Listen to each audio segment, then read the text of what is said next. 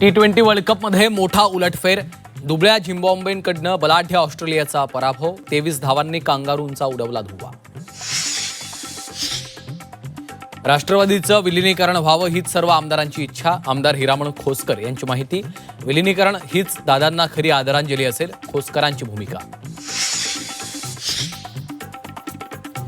विलिनीकरणाबाबतचा लेख काही दिवसांपूर्वीचा. विलिनीकरणावर आता बोलणार नाही, आमच्यासाठी तो विषय संपला. झी 24 तासवर शशिकांत शिंदेंची प्रतिक्रिया. उपमुख्यमंत्री सुनेत्रा पवार पुण्यातील पदाधिकाऱ्यांच्या बैठकीत भाऊक.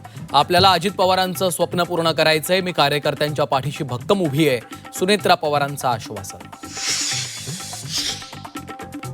लाचखोरीचं लोण पोहोचलं थेट मंत्रालयात. मंत्री झिरवाळ यांच्या कार्यालयातील लिपिकाला 35,000ची लाच घेताना अटक.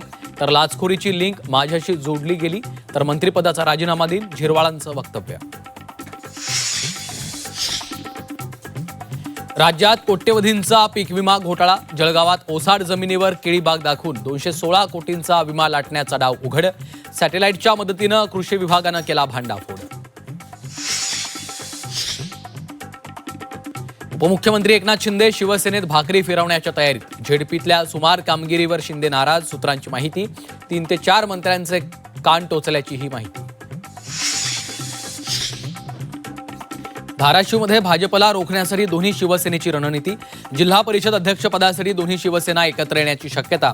शिवसेना युबीटीचा बिनशर्त पाठिंबा असल्याची सूत्रांची माहिती. चंद्रपुरातील शिवसेना युबीटीच्या नगरसेवकांना 1 कोटींसह वेगळ्या गोष्टींची ऑफर. मनसेच्या संदीप देशपांडेंचा मोठा दावा. तर दावा खरा ठरल्यास तत्काळ राजीनामा देण्याचं शिवसेना युबीटीचे जिल्हाध्यक्ष संदीप गिऱ्हेंचं जाहीर आव्हान. मराठवाड्यात 6 महिन्यात 310 कुणबी प्रमाणपत्रांचं वाटप.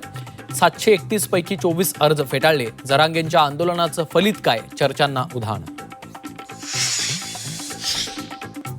पंतप्रधान मोदी पुढच्या आठवड्यात 17 तारखेला मुंबई दौऱ्यावर. फ्रान्सचे राष्ट्रपती इमॅन्युएल मॅक्रॉन यांच्या दौऱ्यानिमित्त मुंबईमध्ये मोदी येणार. सांस्कृतिक कार्यक्रमाला लावणार हजेरी.